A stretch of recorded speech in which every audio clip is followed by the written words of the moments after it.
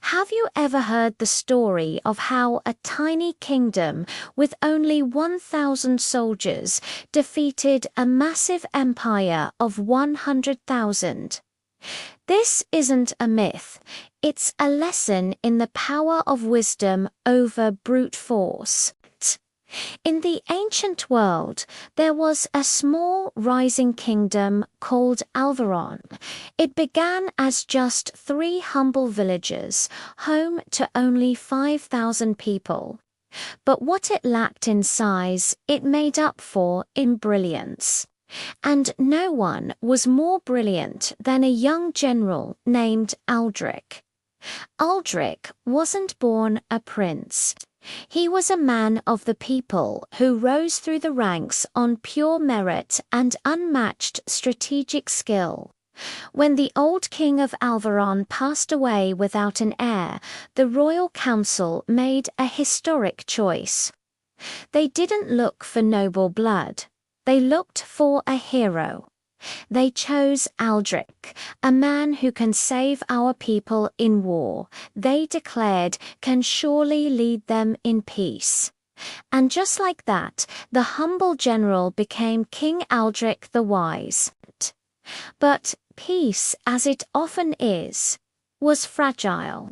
Soon after Aldrich's coronation, a shadow fell over the kingdom. To the north lay Granveth, a colossal empire with a fearsome army of 100,000 soldiers. Their leaders were greedy, arrogant, and saw little Alvaron as an easy prize. They openly announced their intention to conquer it, expecting a swift and simple victory. King Aldrich, however, was a former general who valued peace more than any battle. He did something few kings would dare. He traveled personally to Granveth's capital to negotiate, to plead for reason. Let there be no bloodshed, he offered with sincere humility, but the Granveth nobles only laughed in his face. Your kingdom is a speck of dust, they mocked. You have no right to negotiate with us. Submit or be crushed. Aldrich bowed his head, not in fear, but in deep disappointment. He had offered peace, and they had spit on it. If you will not listen to reason, he warned quietly, you force me to defend my people. The lines were drawn. War was now inevitable. Back in Alvaron, Aldrich gathered his council. The mood was grim. They had only 1,000 soldiers. First, he looked at his opponent's weaknesses. Granveth's soldiers were famous for their heavy steel plate armor. It looked intimidating, but Aldrich knew it was incredibly cumbersome. It exhausted a soldier after just a short march. So he commissioned his blacksmiths to develop something new, lightweight alloy shields and armor. His soldiers would be faster, more agile, and possess far greater endurance. While the enemy lumbered, his men would dance. Next, he turned to his engineers. He tasked them with creating a weapon that could level the playing field.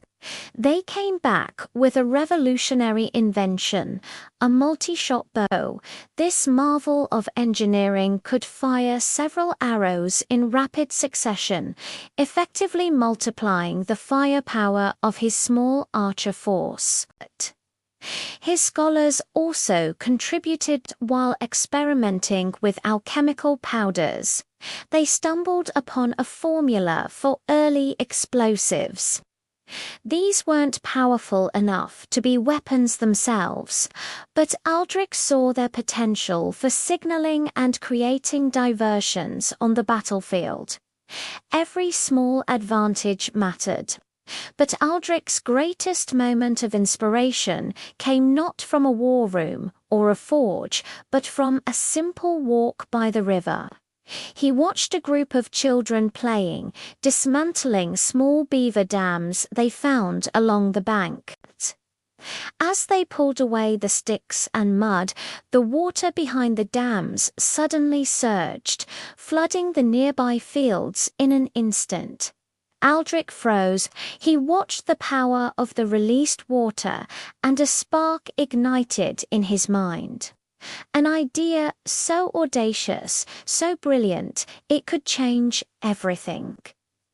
He looked at the mighty river flowing through his kingdom and whispered to himself, "The river. The river is the sword we need."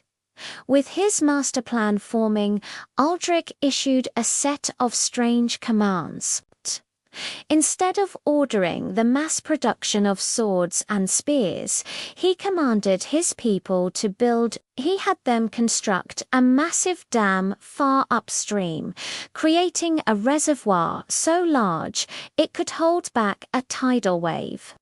Some of his advisors were confused, even doubtful. "Your Majesty," one questioned, "we are to fight with water instead of weapons."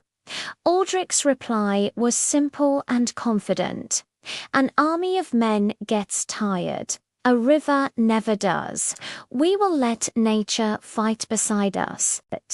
He then began to train his 1,000 soldiers not for a direct confrontation, but for a performance.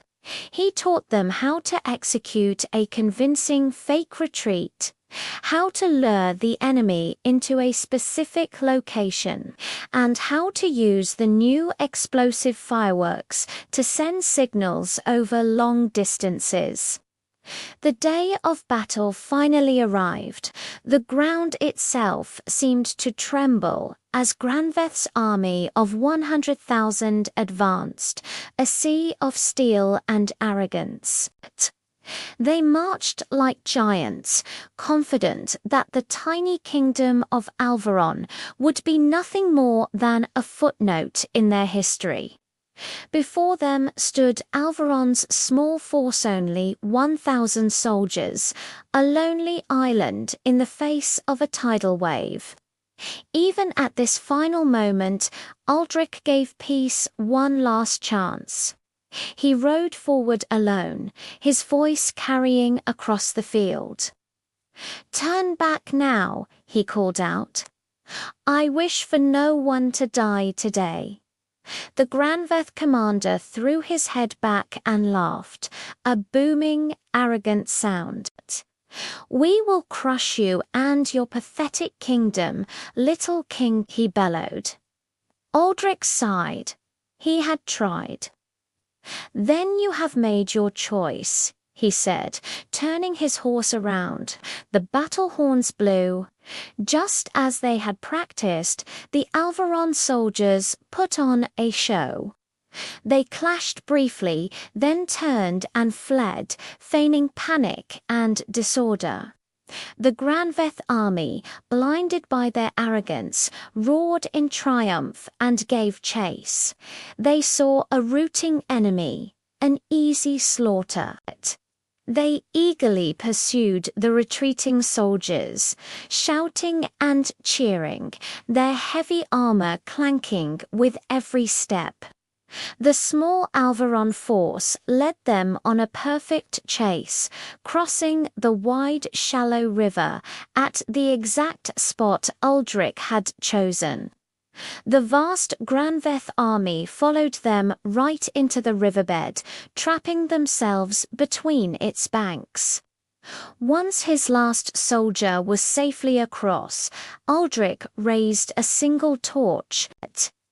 He knocked a firework arrow, pulled back his bow, and shot it high into the sky, where it exploded in a brilliant flash of light. Miles away, upstream at the great dam, his engineers saw the signal. With grim determination, they released the locks. A sound like thunder filled the valley. A monstrous, unstoppable wall of water surged down the river, a roaring beast of pure natural fury. The soldiers of Granveth, caught completely by surprise in the middle of the riverbed, looked up in horror. Weighed down by their heavy steel armor, they had no chance to run, no chance to escape. The river's wrath was absolute. In mere moments, the seemingly invincible army of 100,000 was swept away. The battle was over, and not a single Alvaron soldier had been harmed. The river had accomplished what no army ever could. With their entire military force destroyed in an instant, Granveth had no choice but to surrender. Their king, now humbled and terrified, came before Aldric to beg for mercy.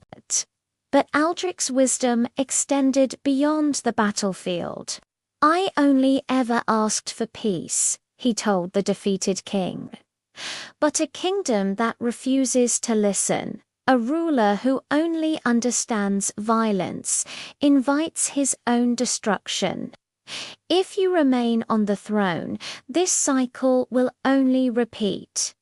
And so Aldric united the two kingdoms under a single crown, not through conquest and brutality, but through justice and wisdom.